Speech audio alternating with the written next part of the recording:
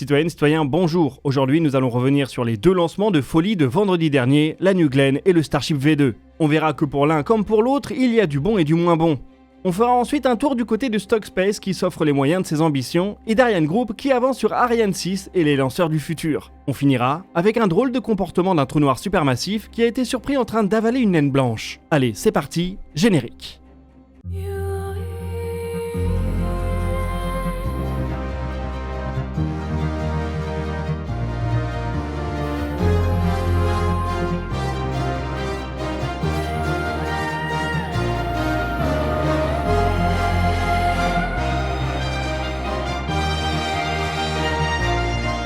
Bienvenue dans DNDE, l'émission qui vous résume l'actualité spatiale tous les mardis à 18h. Avant de plonger dans les actualités de la semaine, un petit mot sur notre sponsor du jour, NordVPN.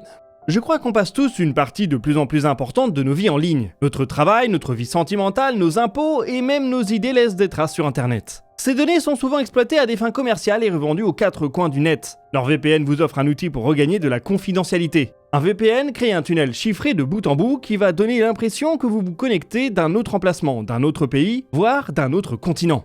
Cela invisibilise vos données personnelles aux yeux des curieux. Ce choix dans l'emplacement que vous laissez apparaître peut aussi être l'occasion de faire des arbitrages dans vos achats. Bénéficier d'une offre qui n'est disponible qu'à l'étranger ou à l'inverse, regarder du contenu français sur les chaînes de replay quand vous êtes en vacances autre part. NordVPN applique une politique de no-log. C'est-à-dire qu'ils ne conservent de leur côté aucune de vos données de navigation. Vous pouvez connecter jusqu'à 10 appareils avec un seul abonnement et vous bénéficiez en plus d'outils complémentaires. J'apprécie tout particulièrement NordPass qui peut vous aider à créer des mots de passe sécurisés, à les stocker et à les ressortir au bon moment, et qui vous prévient si l'un d'entre eux a été compromis. NordPass est disponible avec l'abonnement Ultime. Si un abonnement vous intéresse, NordVPN vous offre 4 mois supplémentaires sur l'abonnement de 2 ans. Ce qui revient à l'équivalent de 3 € par mois. Vous avez une garantie satisfaite ou remboursée de 30 jours, donc ça ne coûte rien d'essayer. Si l'offre vous intéresse, vous pouvez passer par les liens qui sont en description. Nous, on retourne à l'actualité spatiale. Nous venons de vivre une semaine de folie. Le New Space américain nous a offert un spectacle démesuré en l'espace de 24 heures vendredi dernier. Vous avez peut-être vu les replays de nos couvertures live des premiers vols de la New Glenn de Blue Origin et du Starship V2 de SpaceX. Si c'est le cas, vous connaissez le résultat de ces lancements. Pour Blue Origin, une réussite de la mise en orbite, mais un échec de la récupération du premier étage. Pour SpaceX, c'est l'inverse. Le booster Super Heavy a été récupéré, mais le Starship a connu un dysfonctionnement majeur qui a conduit à sa destruction et à une rentrée atmosphérique très impressionnante.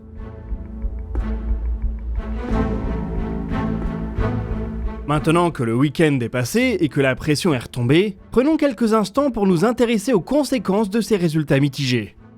Chez Blue Origin, on peut faire la fête. Atteindre l'orbite du premier coup avec un lanceur super lourd, c'est inédit dans le privé. La NASA y est parvenue en 1967 avec Apollo 4, le premier vol de la Saturn V. Mais SpaceX, Rocket Lab et bien d'autres se sont cassés les dents sur leur première tentative de lancement, et avec des fusées bien plus petites. On peut enfin arrêter de faire de l'ironie sur Blue Origin qui n'avait jusque-là rien envoyé en orbite en un quart de siècle d'existence. La New Glenn vole, elle est impressionnante et elle a prouvé qu'elle peut remplir des missions.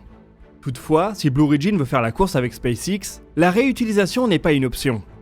Et de ce côté, il y a de toute évidence des progrès à faire. Sur le direct présenté par Blue Origin, on a vu le premier étage commencer une mise à feu de rentrée atmosphérique. Puis à 25 km d'altitude, avec une vitesse de 6900 km/h, la télémétrie a été perdue. Le premier étage a été détruit en l'air ou lors de son impact avec l'océan. Blue Origin n'est pas très bavard, mais il faudra de toute manière qu'on en apprenne plus. La FAA, l'administration américaine qui régule le vol spatial commercial, a ordonné une enquête. La New Glenn ne pourra pas revoler tant que cette dernière n'aura pas été faite. Espérons que l'entreprise trouvera rapidement comment éviter un tel désagrément. Récupérer les premiers étages est absolument essentiel si on veut voir la fusée décoller régulièrement.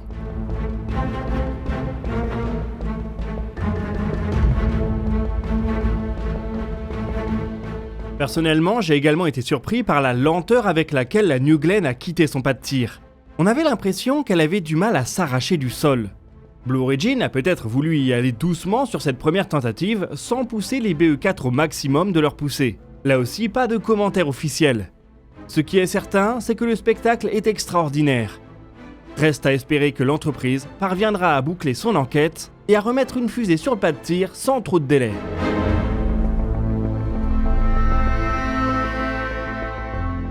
Du côté de chez SpaceX, on a aussi eu du spectacle et une surprise de taille. On attendait tous de voir voler le Starship V2 avec ses réservoirs agrandis, ses nouvelles ailettes et ses nombreux tests de tuiles thermiques. Seulement la star du show a à peine eu le temps de rentrer en piste. Pendant qu'on était tous en train de s'extasier sur le rattrapage de Super Heavy, une réussite majeure à souligner pour SpaceX soit dit en passant, on a vu la télémétrie des moteurs du Starship tomber un à un, puis plus de nouvelles du vaisseau. Ce qui lui est arrivé nous a été raconté par la bouche des réseaux sociaux. Quelques dizaines de minutes après la perte de contact, on a vu émerger des vidéos très impressionnantes d'entrée atmosphérique au-dessus des Caraïbes. L'une d'entre elles nous laisse même apercevoir ce qui semble être l'explosion du vaisseau.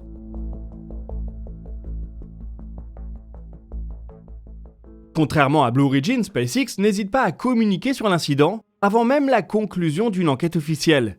On apprend ainsi que c'est apparemment une fuite qui a accumulé des gaz dans une petite cavité au niveau des moteurs. Cela a entraîné la fin explosive du premier Starship V2. Bon, là aussi, la FAA a demandé une enquête et on comprend aisément pourquoi.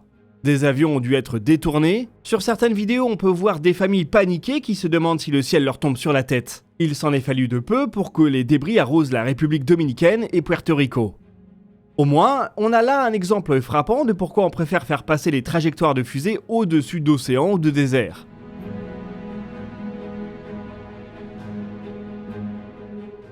Si on revient à la réussite de Super Heavy, on peut saluer la performance individuelle du Raptor numéro 314. Il est parti en mission 2 fois, et il est revenu 2 fois. Qui sait, peut-être que SpaceX le fera signer pour une 3e. C'est en tout cas un bon indicateur que le moteur se prête plutôt bien à la réutilisation. On va attendre de voir comment la FAA et sa nouvelle direction trumpienne traitent cet incident. Va-t-elle vouloir montrer sa fermeté, ou au contraire laisser passer ce coup de chaud au nom de l'innovation ? Le pire serait évidemment qu'elle ne traite pas les deux entreprises de la même façon.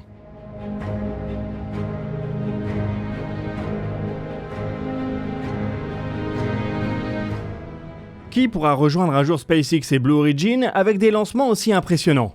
Sur la chaîne, il y a un petit acteur qu'on aime bien et dont on vous a parlé fréquemment, Stockspace. Cette jeune entreprise américaine a été fondée par des anciens de Blue Origin qui trouvaient le temps long dans l'entreprise de Jeff Bezos. Ils ont donc créé leur propre entreprise, leur propre fusée, et cette dernière regroupe un nombre incroyable d'innovations. Au premier étage, on retrouve des moteurs à combustion étagés full flow, qui brûlent du méthane, des sortes de mini-raptors. Stockspace a commencé les mises à feu sur banc et semble avancer vite dans son développement. Le second étage est entièrement réutilisable et très différent d'un Starship. De forme conique allongée, il est propulsé par un anneau de 30 moteurs. Ces derniers déversent leur gaz de combustion sur une sorte de dôme qui fait office de rampe aérospike.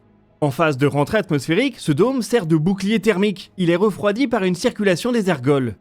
L'anneau de moteur permet de piloter l'attitude en variant les poussées individuelles sans avoir recours à des actionneurs. De nombreux éléments de l'architecture sont ainsi extrêmement bien pensés et on a l'impression d'avoir affaire à une ribambelle de bonnes idées, qui ont en plus le bon goût de ne pas rester dans les logiciels de CAO. Stockspace développe ses idées à toute allure et a eu l'opportunité de nous montrer plein de tests hardware.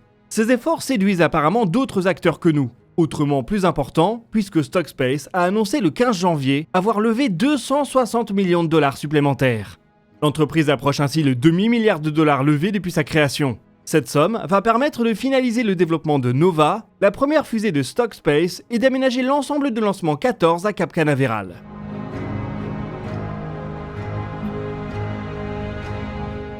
Malgré son lot d'innovation, Nova ne sera pas un concurrent direct du Starship. La fusée ne pourra lancer que 3 tonnes en orbite en configuration entièrement réutilisable et jusqu'à 7 tonnes autrement. L'entreprise pourrait tenter d'atteindre l'orbite l'année prochaine. On n'a donc pas fini de regarder ensemble des fusées complètement dingues décoller de la côte est des États-Unis.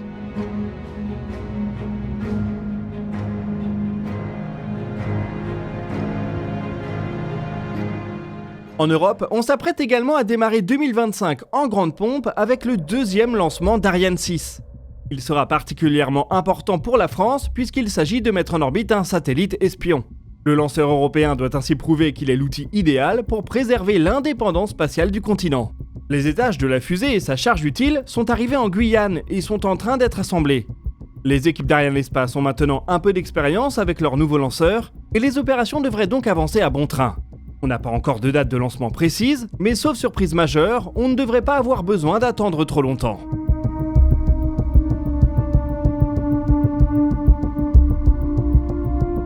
Avec ce lancement, la France complétera sa série de satellites CSO. Comme ce sont des satellites militaires, on ne sait pas grand-chose à leur sujet. Ils servent à faire de la reconnaissance optique et peuvent travailler dans l'infrarouge. Avec 3 satellites disposés sur des orbites plus ou moins hautes, les armées françaises disposeront d'une capacité de revisite appréciable et d'une résolution qu'on imagine impressionnante. Toujours chez Ariane Group, on a appris la semaine dernière la tenue d'une mise à feu statique pour le moteur Prometheus. Celui-ci a eu lieu au cours des derniers jours de décembre à Vernon. La mise à feu a duré 41 secondes et semble avoir rempli ses objectifs. Prometheus est un projet de grande importance pour les capacités de lancement européennes. C'est un moteur au méthane, pensé pour la réutilisation et modulaire, capable de s'intégrer sur les petits lanceurs comme les grands. On l'attend dans un premier temps sur le démonstrateur Themis, qui réalisera ses premiers tests cette année. Il doit également servir à la propulsion de Maya, la fusée réutilisable de l'entreprise du même nom. On pourra par la suite le voir intégré sur le successeur d'Ariane 6 ou à minima la proposition que fera Ariane Group. On avait même vu des plans pour remotoriser Ariane 6 ou ses boosters avec ses moteurs. Alors oui, les choses ne vont peut-être pas aussi vite qu'on le souhaiterait en Europe, mais elles avancent tout de même. On a très hâte de voir les premiers tests de Themis en Suède à basse altitude. Le véhicule n'a beau n'être qu'un démonstrateur, du haut de ses 28 mètres de haut, il nous promet un sacré spectacle.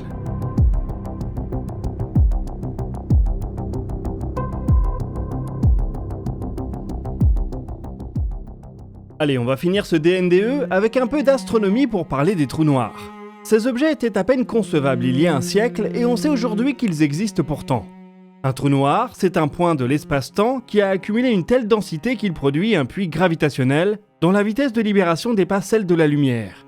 Rien ne peut donc s'en échapper. Il se trouve que des trous noirs peuvent se former naturellement et même assez fréquemment durant la mort des étoiles très massives. On sait aussi qu'il existe des trous noirs supermassifs qui siègent au centre des galaxies. Leur mécanisme de formation est cependant bien moins établi. Les trous noirs actifs sont entourés d'un disque d'accrétion. Ils avalent la matière environnante, la poussière, les gaz et parfois les étoiles et leurs planètes. Cette matière est d'abord accélérée, effilochée et chauffée à blanc dans le disque d'accrétion. C'est pour cette raison que les trous noirs, surtout ceux qui sont supermassifs, sont en fait des objets très lumineux. Certes, ils sont eux-mêmes complètement noirs, mais leur environnement immédiat fait partie des régions les plus énergétiques de l'univers.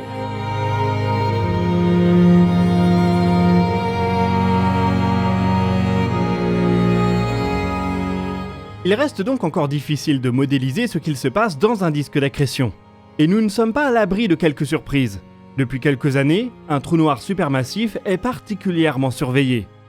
Un ES 1927 plus 654 est situé à plus de 200 millions d'années-lumière de nous. Avec ses 1,4 million de masses solaires, il est plus petit que le trou noir qui siège au centre de la Voie lactée.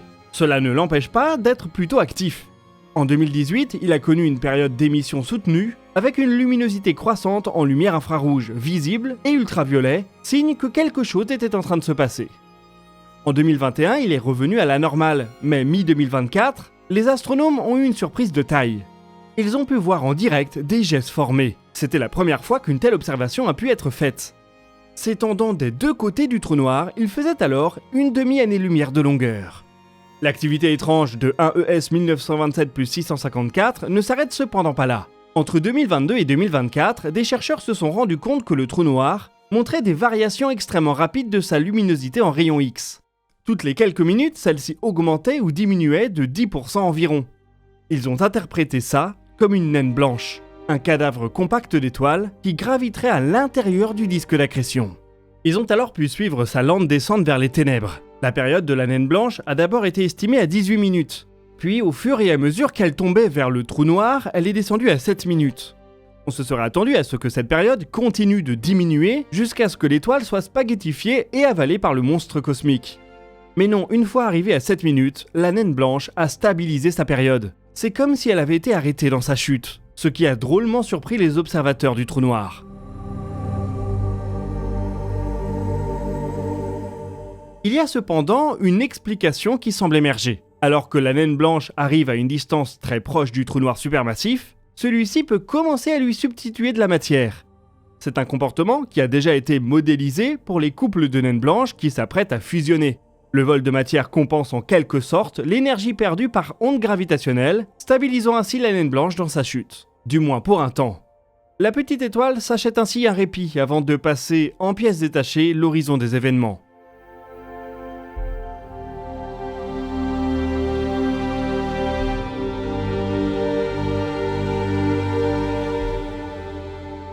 Différents objets peuvent ainsi avoir des comportements divergents dans un disque d'accrétion.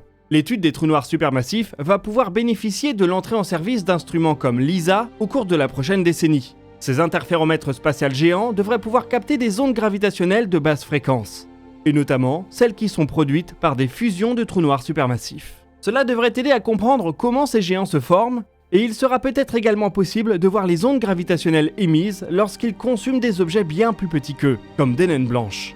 D'ici là, peut-être que 1ES 1927 plus 654 nous aura servi à un autre de ces comportements surprenants.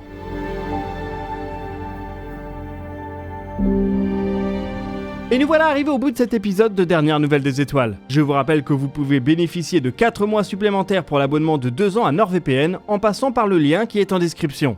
On les remercie d'ailleurs pour avoir sponsorisé cette vidéo. N'hésitez pas d'ailleurs à partager vos questions et vos remarques dans les commentaires, nous répondrons dans un prochain format. L'émission continue jeudi en live avec Maxime à partir de 10h. Vous pouvez consulter la description pour retrouver nos sources et nos réseaux sociaux. Quant à nous, on se donne rendez-vous jeudi pour un nouveau dossier de l'espace. Et d'ici là, citoyennes, citoyens, portez-vous bien.